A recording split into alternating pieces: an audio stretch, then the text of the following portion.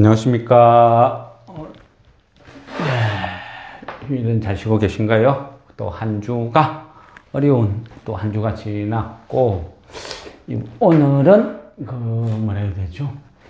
조금 민감하다면 민감할 수 있는 국제 정세에 대해서 일단은 말씀을 드리겠습니다. 왜냐하면, 그죠? 우리도 어떤 주식을 하면서 이제는 많이 느끼잖아요.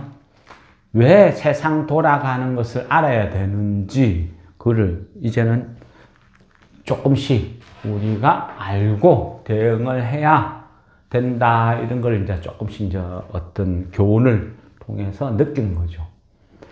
이 어떤 주식을 하면서요, 어떤 사람이 어떤 주식을 하는 어떤 과정을 이래 보면요, 약간 어떤 그 각각의 과정에서 그 공감을 하는 사람과 안 하는 사람, 또 평생 못 하는 사람, 각각의 어떤 길이 다 틀려요.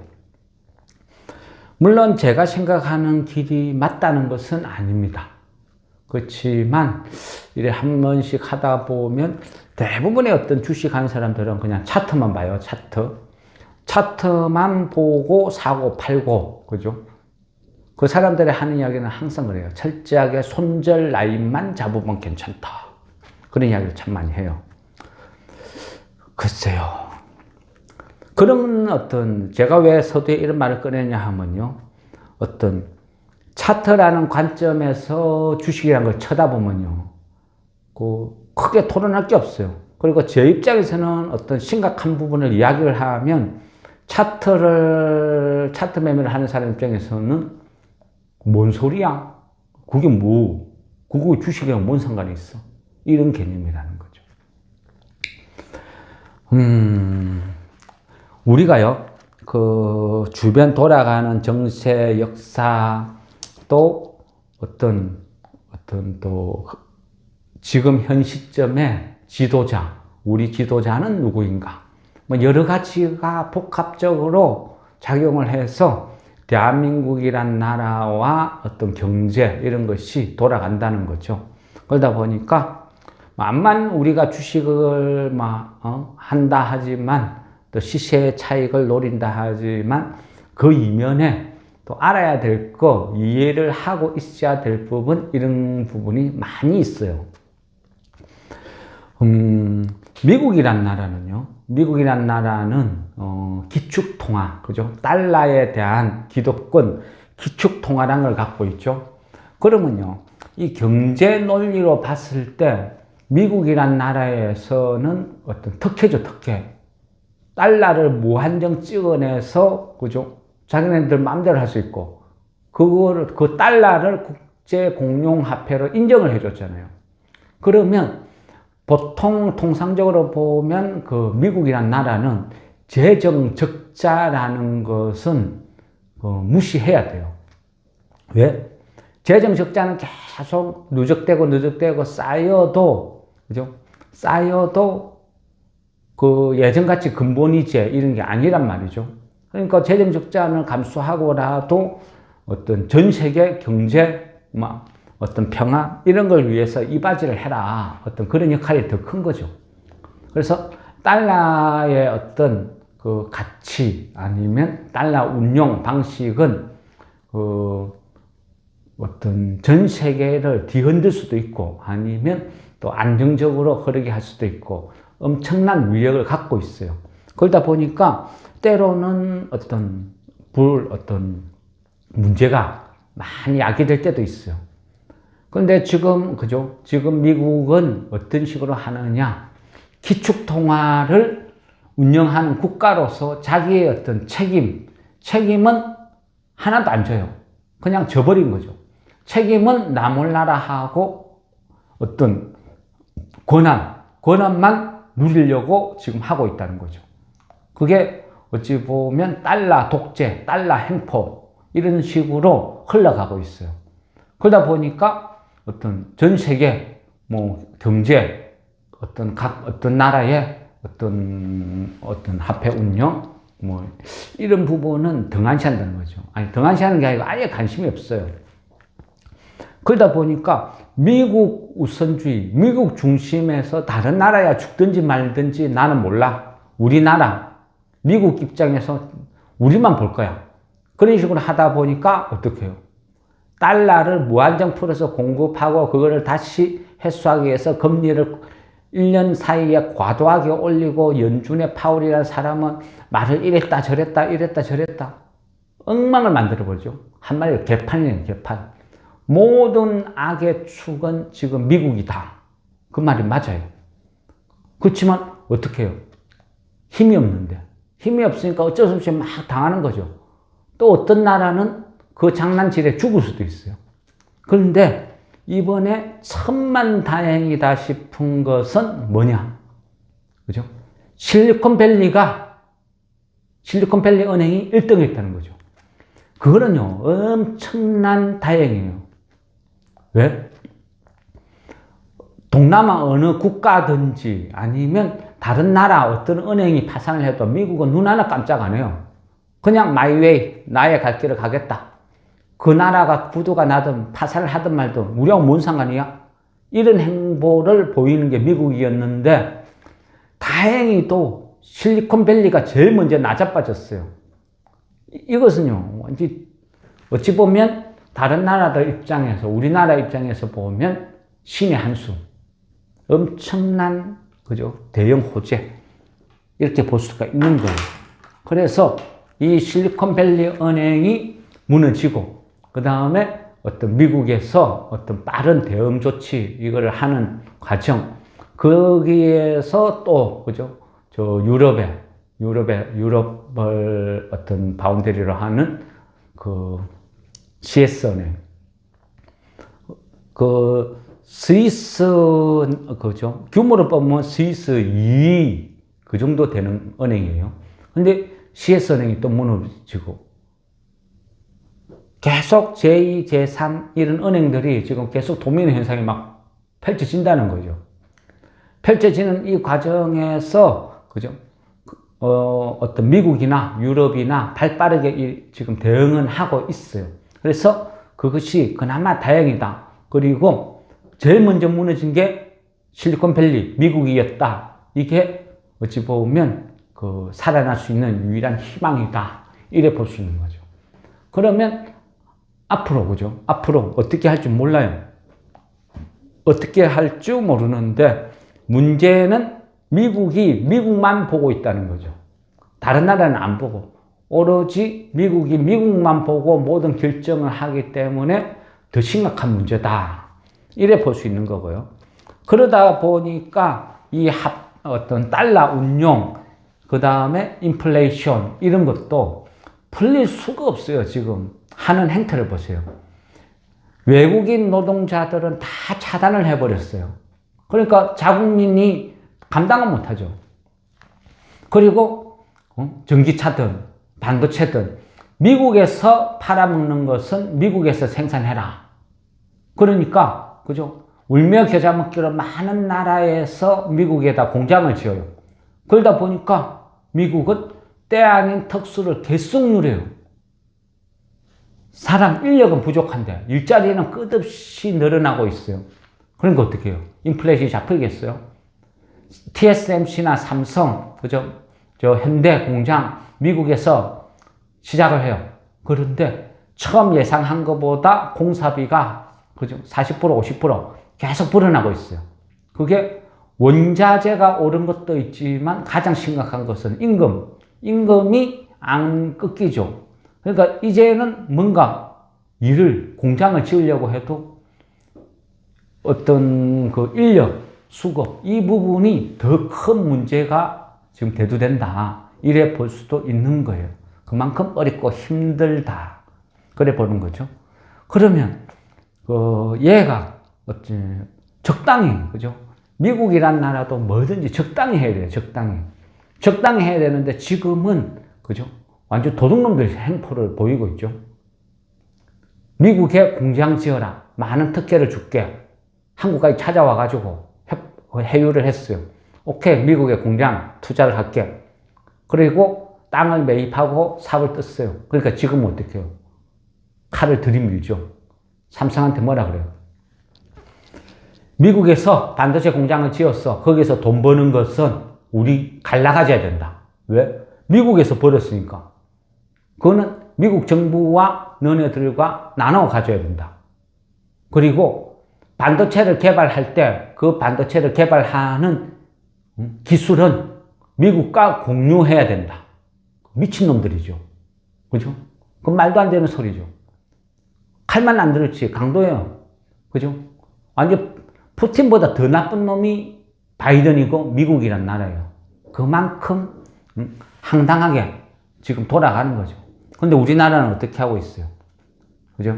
우리나라는 울며 겨자 먹기로 골머리 아프고 이러지도 못하고 저러지도 못하고 하고 있는데 도와주지는 못할 망정, 그죠? 부자 감세라고, 부자 특혜라고 태클이나 걸어놓고 뒤에서 목줄 잡고 흔들어 제끼는 거죠. 그러니까 우리나라가 뭐가 되겠습니까? 참 한심한 나라예요. 그런 거 보면. 그러니까 어쨌든 중국이란 그 큰 나라에 수십조를 투자를 해서 반도체 공장을 지어놨어요. 삼성, 또 하이닉스. 근데 얘는 이 중국에 있는 공장은 그지 폐쇄해라. 폐쇄 단계까지 가야 되겠죠. 아니면 미국을 포기하든 중국을 포기하든 둘 중에 하나를 해야 되니까. 그래서 결국은 중국에 있는 공장들은 아마 폐쇄 수준으로 가지 않을까. 그래 되면 뭘 하겠어요? 똥값에 파는 거예요, 똥값에. 뭐 20조, 뭐 50조 투자한 거, 그거 얼마나 해소하겠어요? 중국 정부 입장에서도 그거 올바로 처분해 주겠어요? 그냥 후려치겠죠. 개심죄로. 그러니까 이래저래 어떤 삼성이나 하이닉스는 엄청난 지금 시련, 위기에 처해 있는 거예요. 자국 보호주의, 그렇죠? 이기주의 때문에. 그래서 그 미국의 행포, 또 중국의 행포, 그 틈바구니에서 이러지도 못하고 저러지도 못하고 결국은 울며 겨자 먹기로, 그죠? 그 중국도 포기해야 되고 미국에 갔더만 미국에서 하는 행포는 그 중국보다 더한 행포, 강도짓을 하고 있어요. 그러니까 삼성에서 고민을 하게 되는 거죠. 과연 미국에서 이대로 진행하는 게 맞나? 그러다 보니까 또 어떤 활로를 찾기 위해서, 그죠? 평택 저쪽에다가 또 추가로 300조 투자를 해서 언제까지 하겠다, 뭘 하겠다, 끝없이 계획을 발표를 해요. 그게 이제 지금 어떤 작감의 현실이에요. 그죠? 미국도 믿을 수는 없어요. 믿으면 안 되는 거고요. 중국도 그렇고. 결국은 어떻게 되냐. 우리나라에서 싫든 좋든, 그죠? 집들하면 개고생이라는 거죠. 그리고 우리나라에서 만들어서 파는 게 결국은 제일 현명한 방법이다. 이렇게 생각할 수도 있는 거죠. 물론 그 덕분에 우리나라, 그죠? 반도체 기업들이 향후 엄청난 먹거리가 생길 거예요. 막 5년치, 10년치 먹거리가 생기고, 그러다 보니까 우리 어떤 중소기업 입장에서는 대형 호재죠. 그저 삼성이 고마울 따름이죠. 그죠? 저렇게 부자 감세니 뭐니 괴롭히고 하는데도 그래도 우리나라에다 공장 지어주는 거 보면 그냥 고맙다고 할 수밖에 없는 것 같아요. 어쨌든 큰 흐름으로 봤을 때는 중국도 믿을 수 없고 미국은 더하고 여기에서 어디에 살 길을 찾느냐 심각한 딜레마에 빠져 있다. 이래 볼 수 있는 거예요. 그리고 지금 현재 보면, 그죠? 얼마 전에 그 아랫게 윤석열 대통령 일본 갔다 왔죠. 일본 갔다 왔는데 참 좀 보고 있으면요. 좀 답답하죠. 근데 뭐 정치라는 게 원래 그래요. 원래 그러니까 뭐 거론은 안 하겠습니다. 뭐 보는 입장에 따라서 어떤 지지를 하는 성향이 다 틀리니까. 근데 딱 그 재밌는 이야기 한 가지만 해드릴게요. 그 배우 중에 그 허준호라고 있어요. 허장강 아들 되시는 분. 허준호. 뭐 좀 나이 많으신 뭐 분들은 잘 아실 거고. 하여튼 이 허준호란 이 배우가 젊은 시절에 그 젊은 시절에 많은 활동을 할 때 이야기죠. 하면서 드라마도 찍고 또 의외로 외모하고는 틀리게 뮤지컬 배우로도 많은 활동을 했어요. 그래서 그 일본에 뮤지컬 공연을 하려고 일본을 갔어요. 일본을 가서 뮤지컬 공연을 하기 첫날에 이제 기자들 쭉 쌓여서 간단하게 인사를 하고 막 어떤 이런 자리가 있었어요. 그런 자리가 있었는데 보통 뭐 이제 뮤지컬 공연이니까 뭐 문화부나 이런 뭐 기자들이 와서 그런 질문을 해야 되잖아요. 근데 해야 되는데 그 자리에서 어떤 기자가 질문을 해요. 질문 있습니다. 뭐 외우는 말로 그랬겠죠. 그러니까 질문을 해라. 그러니까 허준호한테 떡 한다는 얘기예요. 다케시마는 누구 땅이냐? 그래 질문해요. 황당하죠. 황당한데 근데 많은 배우들이 분위기가 쌀져요. 거기서 어떤 말을 하냐에 따라서 공연을 못하고 한국으로 바로 돌아갈 수도 있어요. 공연이 완전히 완전 폭망할 수도 있는 상황이었고, 그렇다고 일본 땅이라고 할 수는 없잖아요. 그래서 모든 배우들이 침묵시키고 가만히 오래 있었다고 합니다. 그런데 그때 허준호란 배우가 그 기자 앞으로 뚜벅뚜벅 걸어가요. 걸어가서 그 기자가 갖고 있는 볼펜을 확 뺏어버려요. 뺏고 나서 그 기자한테 볼펜을 들이밀고 그래요. 이 볼펜 누구 거냐고. 그러니까 장내가 침묵으로 쌓여있죠. 그러다가 이내 기자가 아무 말도 못하고 그냥 슬그머니 자리에 앉았대요. 그래서 허준호는 그 볼펜 던져주고 다시 제자리에 돌아와서 우리가 이번에 보여줄 공연은 하고 진행을 했다고 합니다.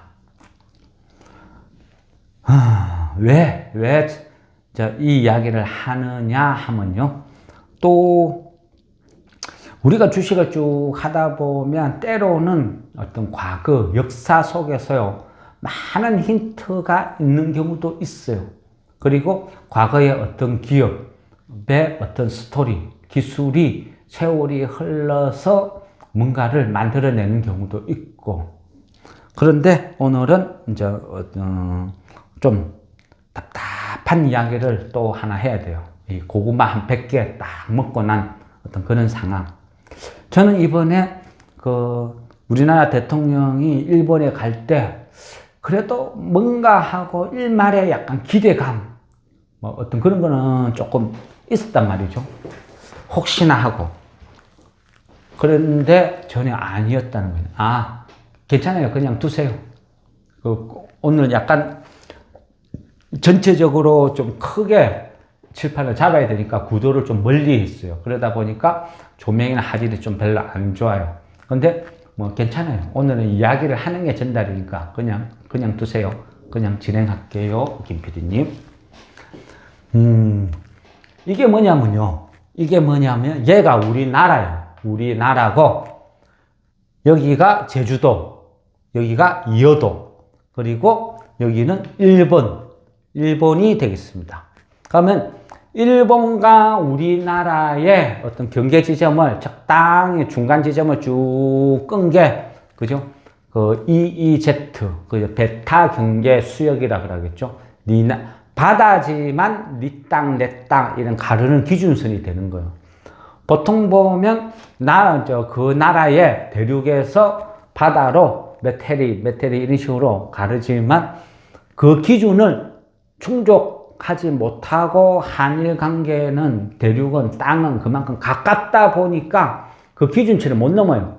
그러다 보니까 적당히 가운데를 쭉 선을 꺼서 여기는 네 거 내 거 갈라둔 거예요. 그리고 1970년대 보면 하도 막 석유 대란 이런 게 많이 나니까 전 세계가 석유가 어디 없나 탐사하는 게 붐이 일어났었고, 또 많은 메이저 어떤 석유 어떤 시추 업체들이 전 세계를 돌아다니면서 석유 탐사를 했어요. 그리고 어떤 석유가 있으면 거기에서 탐사를 해주고 갈라갖고 이익을 취하는 거죠. 그러다 보니까 위성으로도 탐사를 하고 여러 가지 토양 이런 것들을 탐사하는 어떤 그런 게 유행할 때가 있었어요. 우리나라도 보면 우리나라 해역에 혹시 석유가 있나 하고 열심히 찾아 뒤졌어요. 그러다 보니까 그거를 여기 파고 하다 보니까 이 바다, 대충 이 바다가 한 요 정도 뭐 대충 감이 잡히죠? 여기가 제주도예요, 제주도, 2호도. 그러면 이 바다에서 1강구, 2강구, 3강구, 뭐 4강구, 5강구, 6강구 이런 식으로 쭉 나눠지는 거예요, 바다를. 그리고 여기에서 뭐가 있나 없나 막 뒤적거리는 거죠. 근데 우리나라도 열심히 파헤치고 했는데 그 바다 속에서 까보면 매장량이 별로 없고 막 그저 그랬어요. 그랬는데 1968년도에요. 1968년도에 그때 무슨 일이 있었냐면 아시아 개발위원회라는 국제기구가 있어요. 그 아시아 개발위원회라는 그 국제기구에서 대한해협 그쪽이 자기네들이 봤을 때는 엄청난 유전이 있다. 엄청난 유전이 있는데 그 유전이 규모가 너무너무 크다. 대략적으로 봤을 때는 미국이 갖고 있는 석유 매장량의 한 4.5배, 가스로 치면 사우디가 갖고 있는 매장량의 한 10배 정도의 유전이 있다. 그런 이야기를 해요. 그래서 발칵 뒤집어졌죠. 그 당시에. 진짜라고? 설마 그게 가능해? 난리가 났어요. 거기가 어디냐? 이 정도쯤 되는데요. 이거를 7강구라 그래요. 7강구라 하는데 요때는 국제 기준이에요. 그 베타 경제 수역이나 이런 걸 정하고 땅을 정할 때 이 바다 속에 땅은 그죠? 바다 속에도 물만 있는 거 아니죠? 그러니까 땅이 있어요. 그러면 통상에 너무 깊지 않은 정도, 그러니까 보통 한 수심 한 150m 정도 되는 그런 땅을 봤을 때 이 육지에서 바다 속으로 쭉 들어가가 연결이 되어 있겠죠. 이런 걸 대륙붕이라고 그래요. 대륙붕. 그러면 이 대륙붕이 그 당시는 1960년도, 70년도는 이 바다 속에 있는 땅을 어떤 식으로 기준을 정했냐 하면요. 바다 속에서 들어가서 이 대륙붕이 어디로 연결되어 있느냐, 최초에 어디에서 뻗어져 나온 거냐, 그거를 기준으로 네 땅, 내 땅 갈랐단 말이죠. 대륙붕의 영유권을. 그래서 이 7강구는 우리나라 한반도 쪽에서 쭉 뻗어나가고 있어요. 그러다 보니까 1970년도에 이 7강구에 있는 대륙붕을 박정희 대통령이 우리나라 영토다, 영유권 주장을 해요. 선언을 하는 거죠. 왜? 그 당시 법으로는 우리께 맞아요. 왜? 우리 한반도 쪽에서 뻗어나간 땅이었기 때문에 뿌리는 한반도다. 그래서 국제법상으로는 우리 거다. 난리 났죠. 이 엄청나게 대단한 유전단지가 우리 거라는 거예요. 미국의 4.5배, 사우디의 10배.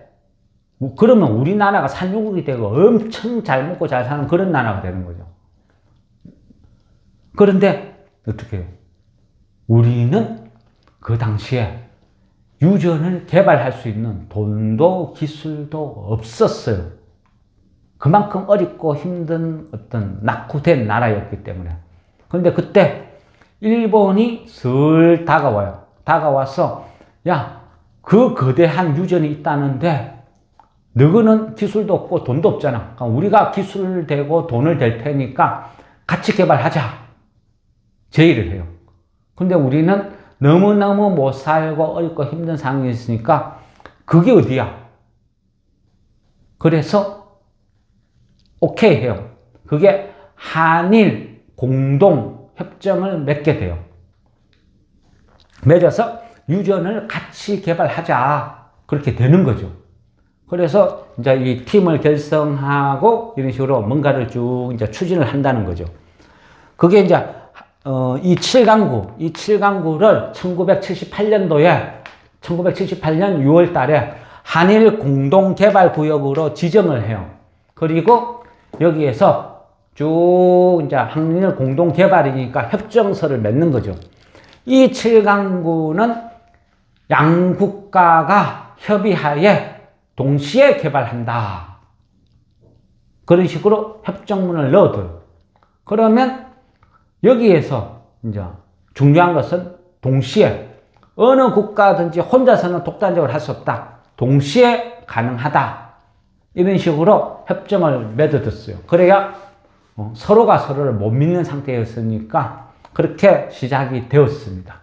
그런데 1978년도에 한일 협정을 맺을 때 이 부분을 향후 이 한일 공동개발 이 협정문은 향후 50년 동안 유효하다. 또 이렇게 단서를 붙여뒀어요.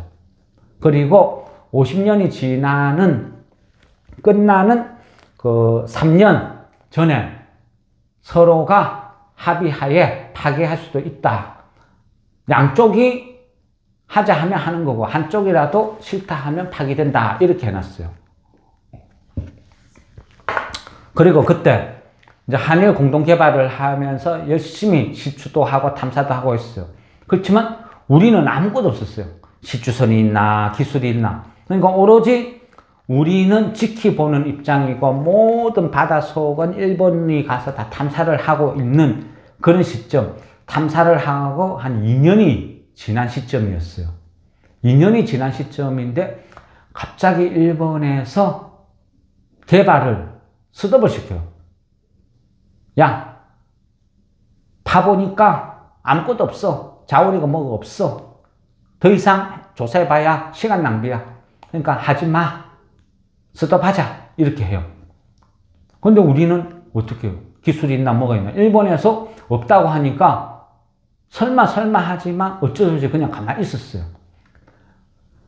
그러면서 스톱이 됐는데 그때 2년 일본에서 그 스톱을 딱 하는 그 시점에 그러니까 1980년도 더 이상 탐사를 해야 될 값어치가 없다 하고 스톱을 하는 그 시점에 뭐가 있었냐면요. 국제법이 달라져요. 국제해양법이. 그전에는 바닷속 대륙붕의 소유권은 이 대륙붕이 어디에서 출발했느냐 그는지를 중심으로 했는데 1980년대에 이 법이 바뀌어버려요. 바뀌어버리면서 그 배타경계 수역을 기준으로 어디에 있느냐에 따라서 소유권이 달라진다고 되어 있는 거죠. 법이 바뀌어버린 거예요. 일본은 그걸 알았어요. 그래서 그 당시에 석유를 뽑아내면 같이 나눠 먹어야 되잖아요. 그래서 일본이 아마 선택을 한 것 같아요. 야, 지금 이거를 뽑아서 한국이랑 갈라먹느니 차라리 여기서 묻어버리고 배타경제 수역의 국제법이 바뀌고 했으니까 이 한일 공동개발 성명서 얘가 50년 협정이니까 이 50년이 지난 후에 일본이 독자적으로 개발을 하자. 그래서 묻혀버렸다. 이렇게 보는 거죠. 그런데요, 시간이 많이 흘렀어요. 그리고 이제는 2028년도가 되면 50년이 되는 해요. 끝나는 거죠. 한일 공동개발 협정이 끝나는 상태로 돌아가는 거죠. 그러면 이 부분을 다시 계속 뭐 연장을 하든 재개를 하든 뭘 하든 하려면 2025년까지 협상을 해야 돼요. 계속 공동개발을 할 것인지 안 할 것인지. 하면 일본 입장에서는 지금 할 필요가 없죠. 배타경제 수역 기준으로 보면 지구 땅이니까 할 필요가 없는 거죠. 개발을 하든 있든 없든 우리 알아서 한다. 한국은 빠져. 이래 된다는 거예요. 그죠? 이게 문제라는 거죠. 그러면 지금 그동안 50년이 다 돼가는 동안 아무도 손을 못 대고 있었어요. 왜 손을 못 댔어요? 한일 공동개발 성명서에 여기에서 탐사를 할 때는 반드시 양국이 동시에 같이 해야 된다. 어느 한 국가만 독자적으로 할 수 없다. 이래 되어 있기 때문에 못하고 결국 50년이 흘러가면 이 공동개발 폐기되고 일본에서 이 구역을 다 차지하게 될 것이다. 이래 보는 거죠. 아시아개발위원회라는 데가 그 전에 보면요. 저 단체가 굉장히 좀 이름 있는 유명한 시추 탐사 전문 단체거든요. 그러다 보니까 세계에서 좀 큰 유전들, 숨어있는 유전들을 많이 찾아냈어요. 그만큼 신빙성이 높은 단체라는 거죠. 그래서 저기에서 이야기해준 저 사실이 상당히 신빙성이 있다. 이래 보는 거고요. 또 하나는 저 북한 있죠. 북한에 있는 저 평양. 평양을 기름 위에 둥둥 떠 있는 도시라고 그렇게 표현했어요. 평양 밑에도 엄청난 자원이 있다. 그렇게 이야기를 한 거죠. 따지고 보면, 그죠? 이 북한에서 엄청난 석유 자원이 쏟아져 나온다 생각해보세요. 북한이, 그죠? 순식간에 엄청난 강대국으로 돌변하는 거죠. 한반도에서 기름이, 가스가 쏟아져 나온다? 세계 경제 질서가 어떻게 될 줄 몰라요. 지금 현재 보면, 그죠? 돌아가는 거 보면, 반도체가 결국은 미래 전쟁이다. 이래서 반도체 전쟁이라고 할 정도로 일사불란하게 짝짓기를 하고 네 편 가르고, 그죠? 지금 막 정신없이 돌아가고 있어요. 그러면, 미국은 자기가 원하는 것을 하기 위해서 말 잘 듣는 자기 편, 반장을 뽑아두는 거죠. 첫째는 일본, 그 다음에 한국, 대만 포함은 시키는데 대만은 그래도 결국은 하나의 중국. 쟤를 믿어야 되나? 아니면 유사시에, 그죠? 그 중국이 TSMC를 장악해버리면 가장 곤란을 겪는 것은 또 미국이다. 그래서 이 TSMC의 의존도를 많이 낮춰야 되겠다. 또 어떤 그런 정책을 또 한쪽에서는 또 펼치고 있고. 그 와중에 TSMC 역할을 또 대신할 존재가 필요한데 그것이 누구냐? 그죠? 한국. 그래 되는 거죠. 그래, 그만큼 이렇게 정신없이 막 돌아가고 있어요. 지금 세상이 너무 복잡해요. 누가 누구 편인지, 누가 아군인지, 적군인지도 모르고, 그리고 우리도 지금 눈앞에 보면 이런 7강국 이런 것도 이야기를 해보면 과거의 역사가 이렇다는 거죠. 이런 아픔이 있고 이런 것도 있는데 어느 누구 하나 거론 안 하고, 이번에 대통령이 갔으면, 그죠? 갔으면 이런 것도 얼마나 이게 중요한 사안입니까? 한일 공동개발. 이 사안이 2025년도에 폐기가 되는데 어느 누구도 거론도 안 하고 말도 안 하고, 그죠? 그냥 일본한테 그냥 그대로 반납하는 거죠. 이런 한심한 정치 외교를 하고 있는 것이고, 이 와중에 일본에 가서, 그죠? 제가 봤을 때는 무슨 벌 받으러 간 것 같아요. 이해할 수 없는 그런 행보를 하고 온 거죠. 그 와중에서 일본이 또 물었어요. 다케시마. 그죠? 다케시마 누구 거냐? 허준호가 대통령이었으면 좋겠네요. 그래, 어쨌든 지금 장세는요, 우리가 막연히 밤에 자고 일어나면 다운나스닥 올랐다고 우리도 오르겠지. 그런 세상이 아니거든요. 그런 장세가 아니라는 거죠. 주식이 그렇게 간단하게 움직이지가 않아요. 아주 많은 역사, 경제, 금융 모든 게 뒤죽박죽 섞여가지고 어려운 어떤 수레바퀴를 삐걱 하면서 돌고 있는 거예요. 그만큼 어렵고 힘든 과정에서 어렵고 힘든 주식을 우리 세대는 지금 하고 있는 거예요. 그래서 그만큼 위험도 많이 갖고 있는 거죠. 막연히 사놓고 이거 오르겠지.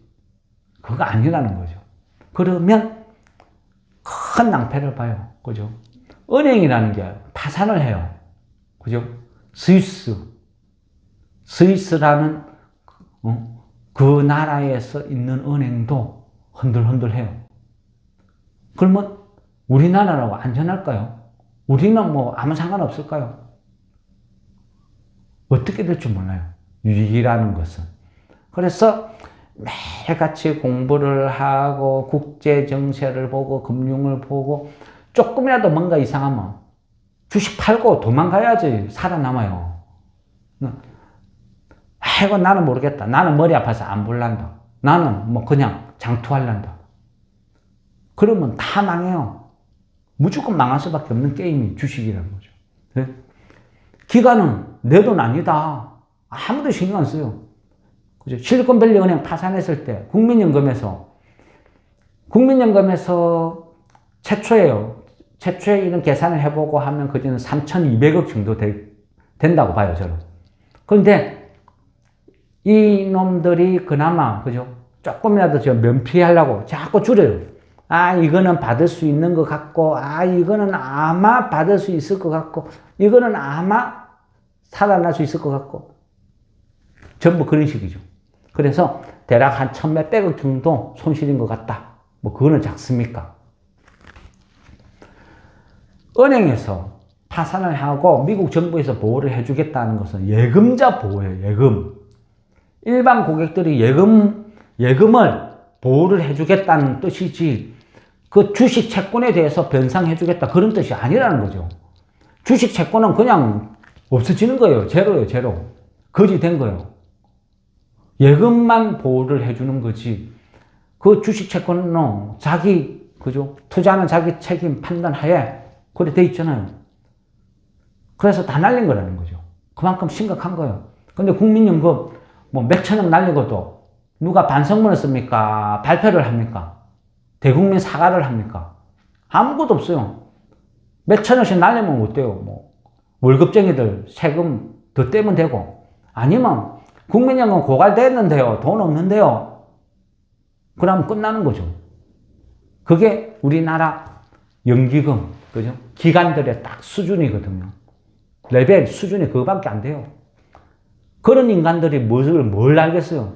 지 돈 몇 천억 넣어놓고도 부도나는지 어떤지 그런 것도 눈치도 못 채고 있는데, 10일 전에 대주주는 다 팔아먹고 있는데 그런 것도 모르고 멍 때리고 있는데, 그죠? 그런 집단, 우리나라 정치, 언론, 그걸 믿고 투자를 한다? 쫄딱 망하네요. 쫄딱 망해요. 그러니까 그런 데는 믿으면 안 되고, 독자 생존 살 길을 찾아야 되는 거죠. 그래서 계속 공부를 하고 여러 가지 사항을 보고 대처를 하는 거예요. 그래서 위험하다 싶으면 비중도 줄여야 될 때는 팍팍 줄여야 되고, 주식을 지금은 사면 안 됩니다 하면 안 사야 돼요. 안 사고 현금 들고 딱 기다려야 돼요. 이 위험이 없어지는지, 이 위험이 확산되는지. 위험이 확산된다 싶으면 있는 주식도 손절이라도 치서 빠져나와야죠. 그죠? 그게 주식이에요. 그게 살 길이고 취미생활 아니라는 거죠. 주식하는 사람한테 물어보면 그래요. 분산 투자해라, 분할 매수해라, 열심히 떠들어요. 그럼 뭐라는지 알아요? 한 방에 다 샀대요. 그렇게 이야기를 했는데 왜? 몇 푼 안 돼요. 뭐 몇 푼 안 되는데 짜잘히 분산하고 할 것도 없어요. 그냥 한 방에 사고 치웠어요. 살 때는 몇 푼 안 된대. 근데 조금이라도 손실 나가요. 그날 매수하고 조금 떨어지면 죽는 소리를 해요. 아이고, 내 하루 일당이 얼만데 오늘 얼마 날라가고 이것저것 온갖 짜는 소리 다 하거든. 그게 주식쟁이라는 거죠. 그죠? 그러면 안 돼요. 무조건 망해요. 주식 무서운 줄 알아야 돼요. 은행도 망하는데 지금 세계 난다긴다는 은행이요, 수백조, 수천조 굴리는 은행이 망했는데 그걸 무섭게 생각해야 되는 거예요. 엄청나게 무서운 일이에요. IMF처럼 한 국가가 또 파산 이렇게 번질 수도 있는 거예요. 이거는 내가 준비하고 주식 팔고 나오도록 기다려주는 게 아니에요. 자고 일어나니까 끝나, 게임 오버. 이게 위기예요, 위기. 모두가 위기다, 위기다 하는 거는요, 절대 위기 안 와요. 다 괜찮아, 괜찮아. 이제 넘어갔어. 했을 때 빵 터진다는 거예요. 그래서 위험하다, 아니다 싶으면요, 기다리고 참고 대응을 자제해야 돼요. 그거를 못하면요, 무조건 주식 게임은 망하는 거예요, 망하는 거. 주식은 정말 무서운 게임이거든요. 그래서 너무 가볍게 생각하시면 안 돼요. 지금 세상이 어떻게 돌아가는지를 잘 봐야 되는 거예요. 앞전에도 이래 보면요, 이 주식이라는 건 항상 그래요. 상황에 따라서 틀리겠죠. 그렇다고 저도 제가 생각하는 게 다 맞지도 않고, 저 역시도 최선을 다해서 분석을 하지만 틀리는 경우도 많죠. 그러다 보니까 저 역시도 장담은 못해요. 하지만 열심히 매일같이 보려고 노력은 해요. 그런데 이제 가끔 가다가 그런 어떤 연락이 와요.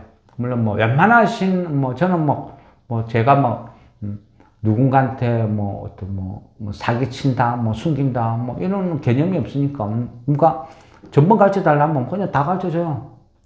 그러다 같이 지내다가 또 그죠, 생각하는 방향이나 길이 틀리니까 또 밴드를 탈퇴하고 나가시는 분은 어쩔 수 없는 거죠. 그리고 끝나고 그런 경우도 있어요. 근데 간혹 가다가 한 번씩 그 탈퇴하신 분들이 그 톡이 올 때가 있어요. 톡 와서 하면 항상 그래요.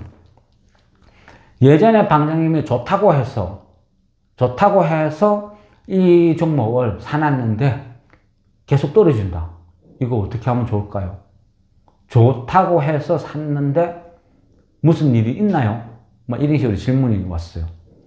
그래서 제가 보니까 좀 황당하죠. 이 회사가 기본적으로 재무구조나 이런 거는 다 좋다. 그렇지만 이 회사를 매수를 했을 때는 이 회사가 관련된 테마가 움직일 때, 이 테마가 시장에 핫할 때 이 회사가 지금 장세하고 맞다, 좋다, 이런 개념이지.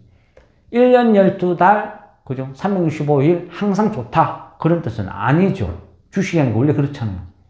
우리도 테마를 대응하다 보면 테마가 계속 확산하니까 한번 샀다가 팔고, 다른 종목 샀다 팔고, 다른 종목 샀다 팔고, 야, 계속 확산되는데, 그러면 조금 더 할까? 한 번, 두 번, 세 번, 네 번, 다섯 번 하다가 마지막 하나 들그득 잘못 걸려들면, 그죠? 팔지도 못하고 쭉 손실이 발생돼요.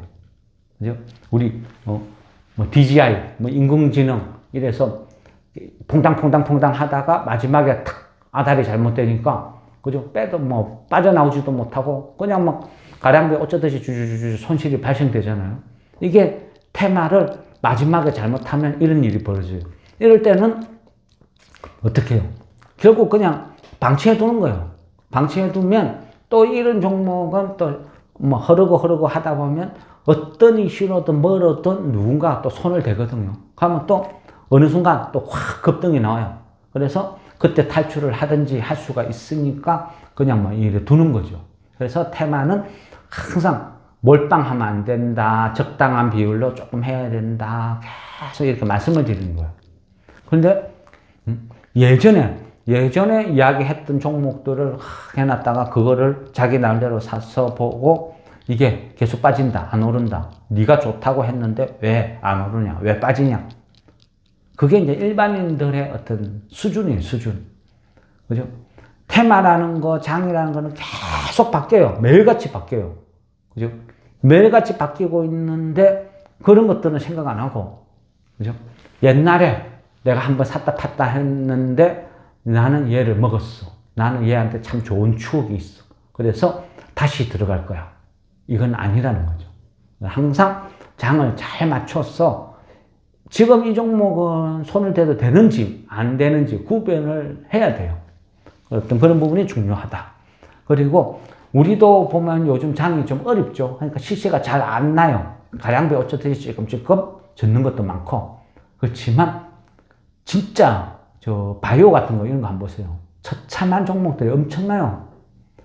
재무구조가 좋은 회사들만 손대니까 손실이 나도 찔끔찔끔 나는 거지. 뭐 요즘 같은 시기에 바이오나 이런 재무구조 안 좋은 이상한 것들 손대면요. 퍽 이래 내려앉아요. 완전히 막 순식간에 막 반동간이 나고 뭐 그런 식으로 행보를 보이는 종목들이 엄청나게 많아요. 특히 바이오 중에서는. 그래서 지금 이맘때는 진짜 조심을 해야 돼요. 그래 어쨌든 지금 현재 장은 그죠? 아주 어렵고 힘들어요. 그리고 끝난 것은 아니다. 이 모든 것은 자국 보호주의. 미국이 얼마만큼 행포를 계속 부릴 것인지, 언제 행포를 끝낼 것인지, 거기에 따라서 어떤 세상은 달라지겠죠. 그렇지 않으면 미국이 계속 자국 보호주의 위주로 계속 흘러가면요. 엄청난 혼란이 대기하고 있다. 그렇게 보셔야 되는 거예요. 그래서 지금은 너무너무 어렵고 힘들다. 나라도 기업도 살아나기가 힘든 그런 환경에서 우리가 살고 있다. 그래서 지금은 욕심내지 말고 항상 현금 비축은 필수다. 이렇게 보셔야 될 것 같습니다. 어쨌든 이 국제 정세 이 부분은 지금 은행이 왜 이 사태가 되었는지를 설명하려다 보니까 자국주의, 보호주의 또 그러다 보니까 뭐 옛날 한일 관계 이런 것까지 거들먹거릴 수밖에 없는 상황이 되었습니다. 어쨌든 뭐 재미로 뭐 이런 것도 또 역사니까 알고 있으면 뭐 또 좋을 거라고 생각합니다. 어쨌든 이 부분은 뭐 이 정도로 설명을 하고 마치겠습니다. 그렇습니다.